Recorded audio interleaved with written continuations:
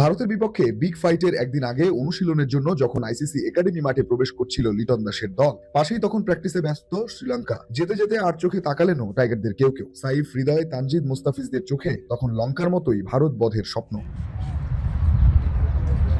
টুর্নামেন্টে এখনো ভারতকে হারাতে পারেনি কোনো দল। এরই মধ্যে চিরপ্রতিদ্বন্দ্বী পাকিস্তানকে দুইবার উড়িয়ে দিয়েছে সূর্যা কুমাররা। অভিষেক গিলদের আকাশ ছোঁয়া আত্মবিশ্বাসকে মাটিতে নামাতে পারবে কি বাংলাদেশ?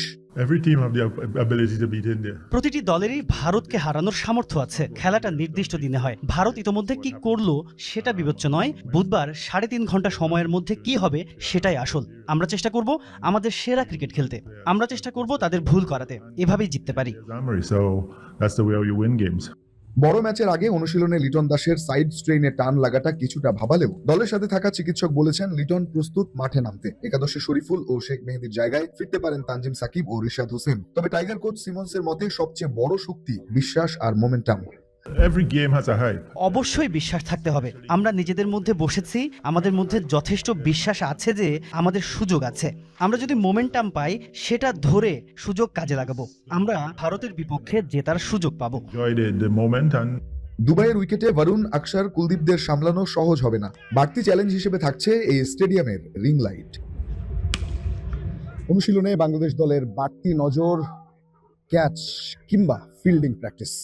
যে 4টা ম্যাচ এখন পর্যন্ত এশিয়া কাপে বাংলাদেশ দল খেলেছে, ভারত ম্যাচের আগে সেই 4টা ম্যাচে 17 ক্যাচের মধ্যে 7টি ফেলে দিয়েছে টিম টাইগার্স। এফিসিয়েন্সিটা 80%-এরও কম। সুতরাং প্রতিপক্ষ যেহেতু ভারত, শুধুমাত্র ব্যাটে বলে নয়, ফিল্ডিং ডিপার্টমেন্টেও দিতে হবে নিজেদের সেরাটা।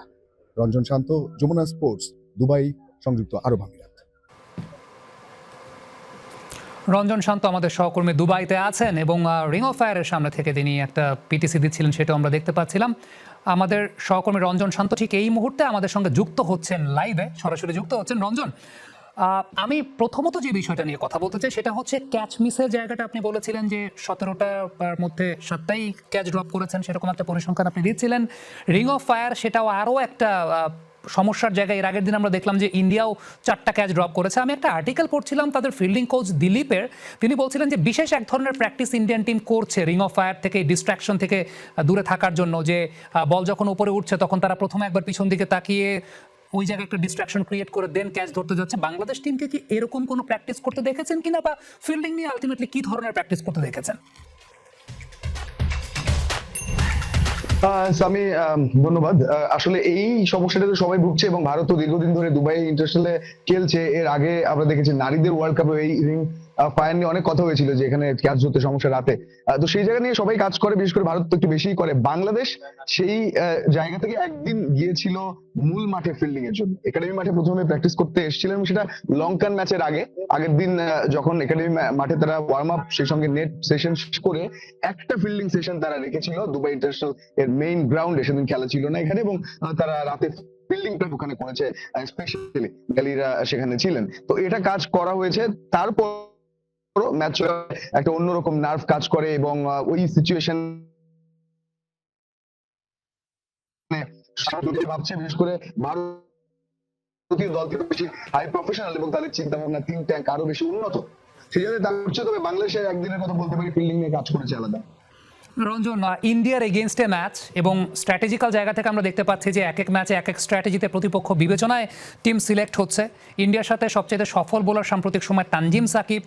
আপনি 2টা পরিবর্তনের কথা বলছিলেন, কেমন গেস করতে পারছেন যে আসলে 2টা চেঞ্জ যদি হয় সেক্ষেত্রে কেমন হতে পারে? এরকম কি হতে পারে 4 পেসার নিয়ে বাংলাদেশ খেলছে ইন্ডিয়ার সাথে? হতে পারে, কিন্তু দুবাইয়ের মাঠ বিবেচনা বা দুবাইয়ের উইকেট বিবেচনায় আসলে সেটা করবে কিনা। কারণ এর আগে পরে দেখা গেছে যে ইন্ডিয়া দলেও তো সেই কুলদীপ বলেন কি আকসার বলেন, বরেন বলেন, তাদের দিয়ে বেশি কাজ হয়। হ্যাঁ, পেস ডিপার্টমেন্টে যারা আছে তাদের দিয়ে তো একটা বাড়তি চেষ্টা করবে এই দল। এবং উইকেট মাঝে মাঝে ডিফারেন্ট হয়, যেমন উইকেটটা যেখানে ব্যাট করলো পাকিস্তান বেশ ভালো ব্যাট করা গেছে, ফ্রেশ উইকেট, খুব একটা সমস্যা হয়নি। স্পিনাররা যে খুব বেশি সুবিধা পেয়েছে সেটা নয়, যদি উইকেট পেয়েছে। তবে সব মিলিয়ে বলা যায় যে বাংলাদেশের যেটা মনে হচ্ছে যে হ্যাঁ, তানজিমকে ব্যাক করানো সেটা একটা চিন্তা হতেই পারে। ও সেক্ষেত্রে তাসকিন, মুস্তাফিজ, তানজিম 3 পেসার, রিশাদকে যদি নেওয়া হয়, স্পিন ডিপার্টমেন্টটাকে একেবারেই এলোমেলো না করার সম্ভাবনাও দেখছি আমি। 3 পেসার নিয়ে বাংলাদেশ নামলে তো সেটা ঠিকঠাকই মনে হবে, তবে 4 পেসার নিলে একটু অবাক হবো, তাহলে টেকনিক্যাল মুভমেন্ট হয়তো থাকবে অন্যরকম। ভারতের অপরদিকে যদি বলেন, তারা লাস্ট ম্যাচটা পাকিস্তান ম্যাচটা সবাইকে আবার ব্যাক করেছে, তার আগের ম্যাচটায় বরুণকে বিশ্রাম দিয়েছিল, ইনফ্যাক্ট বুমরাকেও বিশ্রাম দিয়েছিল, হর্ষিত রানা তিনি ঢুকেছিলেন, হর্ষদীপ এসেছিলেন সম্ভবত। তো সেই জায়গায় একটা চেঞ্জ হয়তো পূর্ণ শক্তি দলই রাখবে এই সুপার ফোরের ম্যাচে, এটাও তো অনেক গুরুত্বপূর্ণ তাদের। এবং বাংলাদেশ একটু অপেক্ষাকৃত কম শক্তি দল বলে আমার মনে হয় না তারা overall হবে ম্যাচটা ফাইনাল করার ইম্পর্টেন্ট। তো সব নিয়ে আসলে বিষয় থাকবে, তো ভুলে যেতে চাইবে বলে মনে হচ্ছে না স্যার। আর রঞ্জন, অসংখ্য ধন্যবাদ আমাদের সঙ্গে যুক্ত হওয়ার জন্য। রঞ্জন শান্ত আমাদের সঙ্গে যুক্ত ছিলেন দুবাই থেকে। এদিকে আসরে টিকে থাকার লড়াইয়ে সুপার 4-এর ম্যাচে মুখোমুখি হচ্ছে শ্রীলঙ্কা এবং পাকিস্তান। আবুধাবিতে ম্যাচ শুরু হবে বাংলাদেশ সময় 8:30টায়, যেখানে টস জিতে ফিল্ডিং এর সিদ্ধান্ত নিয়েছে পাকিস্তান। আসরে পরাজয় দিয়ে সুপার 4 মিশন শুরু করেছে দুদল। আজকের ম্যাচে জয়ী দল ফাইনালের দৌড়ে টিকে থাকবে, আর হেরে যাওয়া দলের ফাইনালে খেলার আশা কঠিন হয়ে যাবে। গ্রুপ পর্বে টানা 3 জয়ে সুপার 4-এ পা রাখে শ্রীলঙ্কা। তবে প্রথম ম্যাচে বাংলাদেশের কাছে 4 উইকেটে হেরে যায় লঙ্কানরা। আর গ্রুপ পর্বে ইন্ডিয়ার কাছে হারলেও আরব আমিরাত এবং ওমানের বিপক্ষে জয় দিয়ে সুপার 4-এ যায় পাকিস্তান। তবে গ্রুপ রানার্স আপ হয়ে সুপার 4-এ উঠে হোঁচট খায় পাকিস্তান। চির প্রতিদ্বন্দ্বী ভারতের কাছে 6 উইকেটে হারে সালমান আখার দল। এবার জয় ছাড়া বিকল্প নেই দু দলের সামনে। অবশ্য পরিসংখ্যানে পাকিস্তানে এগিয়ে থাকলেও সাম্প্রতিক পারফরমেন্সে পাকিস্তানের তুলনায় এগিয়ে শ্রীলঙ্কা। মাঝে টেস্ট এবং ওয়ানডেতে একে অপরের মুখোমুখি হয়েছে দুদল। এখন পর্যন্ত টি-20-তে 23 ম্যাচ খেলে পাকিস্তান 13টিতে এবং শ্রীলঙ্কা 10টিতে জিতেছে। 2022 সালের এশিয়া কাপের পর আবারও টি-20-তে দেখা হচ্ছে শ্রীলঙ্কা এবং পাকিস্তানের। ইন্ডিয়া পাকিস্তান ম্যাচে অভিষেক শর্মার হারিস রফের মধ্যে আসলে কি ঘটেছিল তা জানিয়েছেন ওই ম্যাচের আম্পায়ার গাজী সোহেল। কেনই বা সূর্য কুমার সরি বলে সম্মান দিয়েছেন বাংলাদেশি আম্পায়ারকে। লিটনের মুস্তাফিজ পাক ভারত লড়াইয়ের আগেই কি বা বলেছিলেন ব্রেকফাস্টের টেবিলে। ইন্ডিয়া পাকিস্তানের পর এবার একসঙ্গে শ্রীলঙ্কা পাকিস্তানের মধ্যকার গুরুত্বপূর্ণ ম্যাচ পরিচালনার দায়িত্ব পেয়েছেন দুই বাংলাদেশি আম্পায়ার। দুবাইয়ের সহকর্মী রঞ্জন শান্তর সঙ্গে মন খুলে গল্প করেছেন গাজী সোহেল এবং মাসুদুর রহমান মুকুল। লাল সবুজের বাংলাদেশ খেলছে এশিয়া কাপে, দুর্দান্ত পারফরমেন্স।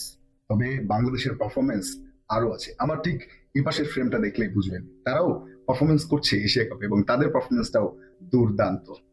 দুই আম্পায়ার গাজী সোহেল এবং মাসুদুর রহমান মুকুল উত্তাপের ম্যাচ, ভারত পাকিস্তান ম্যাচ থেকে শুরু করে অন্য সব গুরুত্বপূর্ণ ম্যাচের দায়িত্ব তারা পালন করছেন।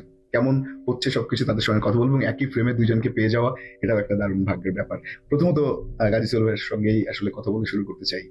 হারিস রুফ আর অভিষেক শর্মা মাঝখানে যে আপনি দাঁড়ালেন, এই ছবিটা তো পুরোপুরি ভাইরাল। কি হয়েছিল তখন? হ্যাঁ, আসলে হয় কি যে প্রথম রাউন্ডে তো মুকুল ভাই ইন্ডিয়া পাকিস্তান ম্যাচে আম্পায়ারিং করেছে, সেখানে তো একটা করমর্দনের একটা ইস্যু ছিল, হ্যান্ডশেক না করার কারণে একটা উত্তাপ আলো ছড়িয়েছে, এটার ভোল্টেজ আর অনেক বেশি হাই হয়েছে। তো এই সুপার 4-এর ম্যাচে যেমন আমি ছিলাম অন ফিল্ডে, তো আমি আগে থেকে একটা প্রিপারেশন ছিল যে ডিসিশন মেকিং তো শুধু না, এই ম্যাচে মেন হতে পারে হয়তো man management, control, match management.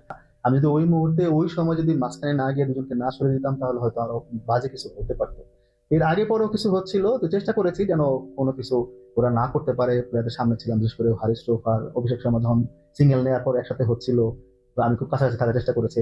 এমনকি অভিষেক শর্মা আউট হওয়ার পরে আপনারা হয়তো দেখেছেন যে আমি ওকে একটা এসকর্ট করি পাকিস্তান টিমের, যখন একসাথে সেলিব্রেট করছিল, যাতে আমি কাছাকাছি ছিলাম যাতে ওরা কিছু না করতে পারে। তো ওভারঅল আসলে আমাদের প্লেয়াররা যেমন এই হিসেবে